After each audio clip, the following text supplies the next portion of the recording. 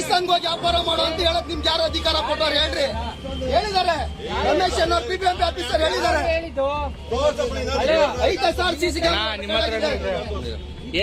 Sir ಒಂದ್ ನಿಮಿಷ ಹೇಳಕ್ ಹೇಳಿ.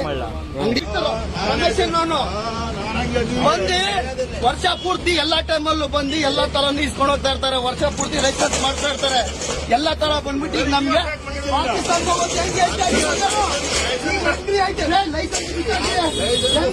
ಪಾಕಿಸ್ತಾನ ಹೋಗೋದ ನಮ್ಗೆ ನೀನು ಯಾರು ಹೇಳಕ್ಕೆ ಕಾನೂನು ಹೇಳಕ್ಕೆ ನಮ್ಗೆ ಹೋಗುವಂತ ನಮ್ಗೆ ಹೇಳಕ್ಕಂದ್ರೆ ಕಾನೂನು ಹೋಗುವಂತ ಮಾತಾಡ್ಬಾರ್ದು. ಬಿಬಿಎಂಪಿ ಆಫೀಸರ್ ಪಾಕಿಸ್ತಾನ ಯಾರು ಹೇಳಕ್ ನನ್ಗೆ ನೀನ್ ಯಾರು ಹಿಂಗ್ ಹೇಳಕ್ಕೆ ನಿನ್ ಬಾಯಿ ಹೆಂಗ್ ಬಂತು?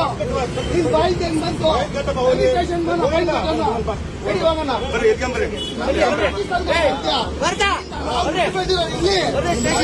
ನೀನು ಏನಂತ ನಡಿ ಕಂಪ್ಲೇಂಟ್ ಹಾಕಲ್ಲ. ನೀನ್ ಹೆಂಗ್ ಹೇಳ್ಬಿಟ್ಟೆ ನನ್ಗೆ ನೀನಿಲ್ಲಿ ಪಾಕಿಸ್ತಾನ ಹೋಗುವಂತ ನನ್ಗೆ ಪಾಕಿಸ್ತಾನ ತಿಳ್ಕೊಂಬಿಡಿ ಅಂತ ದೇಶ ನಮ್ಗೆ ಇಲ್ಲಿ 35 ಜನ ಇಡೀ ನಾವು ವ್ಯವಹಾರ ಮಾಡೋರು ಇಲ್ಲಿ ಹೆಂಗ್ರಿ ಹೇಳ್ತೀರಾ ನೀವು?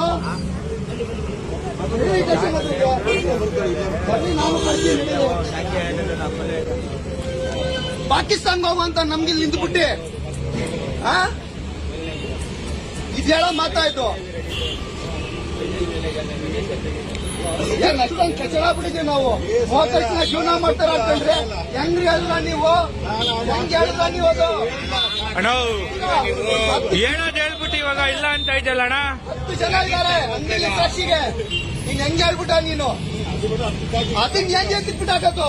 ಫೈನ್ ಕೇಳಿದ್ರ ಫೈನ್ ಕಟ್ಟೋಣ, ರಿಕ್ವೆಸ್ಟ್ ಮಾಡಿ ಫೈನ್ ಕಟ್ಟೋಣ. ನೀನ್ ಹೆಂಗ್ರಿ ಅಂತ ಹೇಳಿ ಪಾಕಿಸ್ತಾನಕ್ಕೆ ಹೋಗುವಂತ ನಮ್ಗೆ ನೀನ್ ಹೆಂಗಂದ್ರೆ ನೀನು? ನಾನ್ ಹೇಳೋದು ನಮ್ಮ ಹುಡುಗರು ಇದಾರೆ ಕಂಡ್ರಿ ಸಾಕ್ಷಿಗೆ. ನೀನ್ ಹೆಂಗಂದ್ರೆ ನೀನ್ ನಮ್ಗೆ ಹೋಗುವಂತ ನೀನ್ ಹೆಂಗಂದ್ರೆ ನಮ್ಗೆ ಹೋಗುವಂತ ನೀನ್ ಯಾರು ಹೇಳಕ್ಕೆ ನಮ್ಗೆ? ನೀನ್ ಯಾರು ನಮ್ಗೆ ಹೋಗುವಂತ ಹೇಳಕ್ಕೆ? ನಿಮ್ ಮನೆ ದುಡ್ಡು ಆಗ್ತಾ ಇದೆ ನಮ್ಗೆ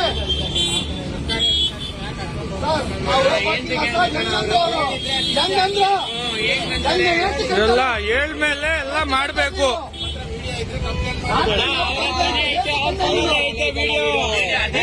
ಹೇಳಿರೋದು ಹೇಳಿರಪ್ಪ ಅಂತ ಹೇಳ್ತಿಲ್ವಾ? ಎಂತ ಕೇಳ್ತೀಯ ನೀನ್ ನಮ್ಗೆ? ತಪ್ಪು ಮಾಡಿದ್ದೀವಿ ಸರ್, ಫೈನ್ ಕಟ್ಬೇಕಂದ್ರೆ ತಲೆ ಬಾಗ್ಸೋಣ.